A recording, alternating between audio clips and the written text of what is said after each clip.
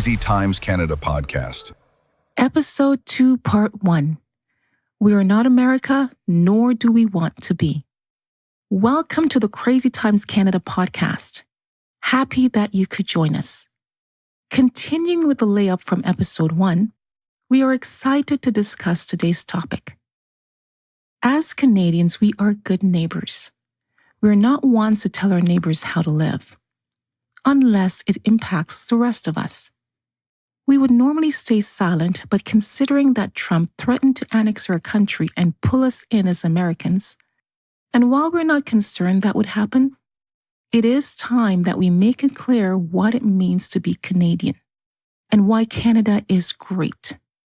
Being as close as we are, both geographically and in our media, we see everything that happens in the United States. Many of it we disagree with for ourselves, but do not judge, as we believe that America's sovereignty allows them to decide on who they want to be as a nation and as a society. A cursory look may appear that we are similar peoples. We dress alike, eat and entertain similarly, and enjoy a comparable way of life. Until recently, beyond being allies, we have always been close friends. We share a border, and historically our economies are quite intertwined. But, like many close friends, we are very different peoples, starting with our values. The American ethos is me and mine. The Canadian ethos is we. If I stopped there, it would explain everything else about our differences because that is fundamentally what separates us. My rights is an outflow of the attitude of me and mine. I will contrast that with Canadians' approach of our freedoms. In America, my rights do not protect your rights as only mine counts. The most obvious example of that is America's protection of the Second Amendment rights. The law states, a well-regulated militia being necessary to the security of a free state, the right of the people to keep and bear arms shall not be infringed, which speaks to the time in which this was written. Early America, when their democracy and concept of democracy was still young, still new, and still unproven. This basically states that if the government became tyrannical, that the people had the recourse to arm themselves against the government. That sounds fair and prudent. It was also a time when they did not have automatic and semi-automatic guns, or even rifles. It was a time of muskets. Do see comedian Jim Jeffries' comedy clip on gun control for a demonstration. Absolutely hilarious.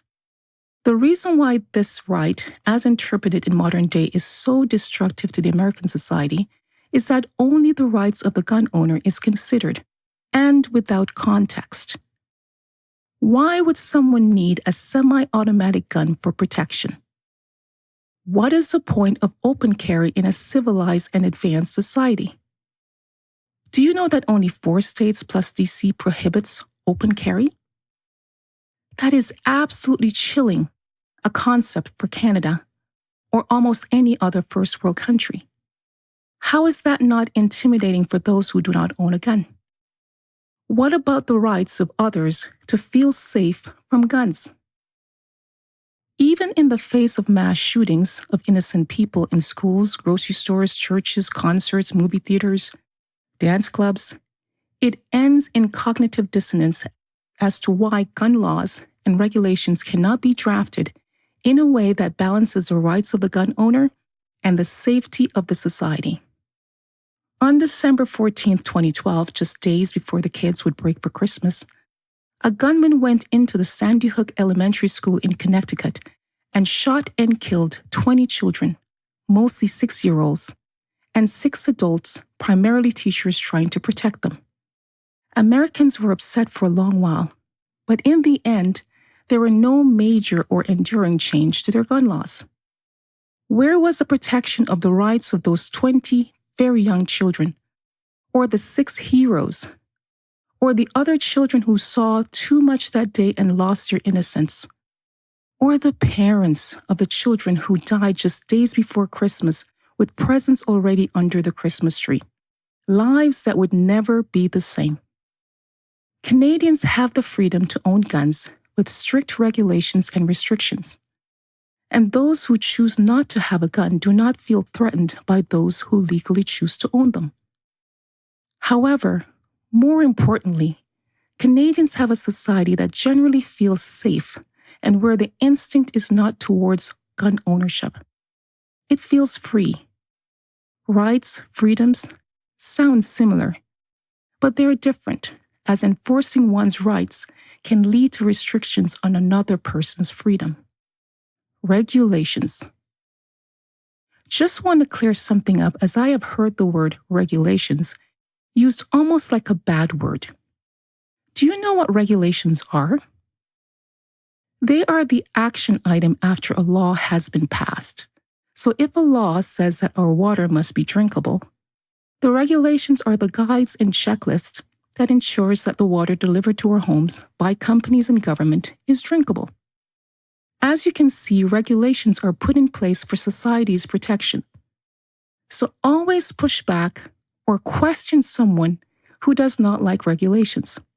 Which takes me to the following example. Me and mine extends to resistance by businesses in certain sectors from being regulated in ways that protect the American society, in favor of profits or expediency. Do you remember what happened in Texas back in February 2021 in the middle of a winter storm? Their entire power system went down, leaving over 4 million Texans having to fend for themselves, even to be able to keep themselves warm. Over 200 people died from lack of food, water, and heat. Some say as much as 700 died directly and indirectly. Why? A failure to winterize a Texan traditional power infrastructure. The root cause? A lack of basic common sense regulations requiring the winterizing of the power infrastructure.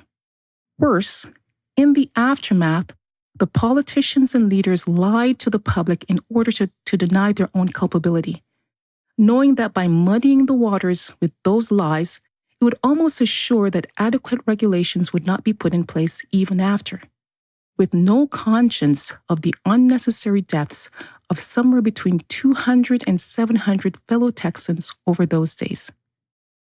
As with everything else, Canada has strong laws and regulations regarding energy, including electricity. Many joke that Canada is too regulated. However, as mentioned in our previous podcast, Canada ranks third in the world for the ease of doing business, perception of scarcity. That ethos of me and mine also extends and fuels fears rooted in scarcity, that there is one pie that they all must share. And if there's a person over there, they must want to share or take my pie, meaning less pie for me and mine. Sadly, that attitude leads to scapegoating, otherizing, and a callousness for others suffering because my survival is dependent on others having no access to the pie. Canadians may not have necessarily put thought on this, but know instinctively that this is a false and flawed perspective and narrative. Canada is also a land of opportunity, and we know that there is not just one pie. In fact, there is no scarcity, as we all have opportunity to make pie. And what's more, there is room enough for as many pies as can be made. So, if I choose to make 10 pies, that does not make it less possible for my neighbors to make their own 10 pies, or even 20 pies. As long as we have a society that allows all of us to rise, then there is no fear of others' successes. In fact, it inspires us to accomplish our own, and once reached, to go even further. We rise together. No need to fear each other or tear each other down. To that point, Canadians can have that attitude because in Canada, our values, driven by the we ethos, inspires our social safety net. Learn and compare our social safety net in part 2 of this episode.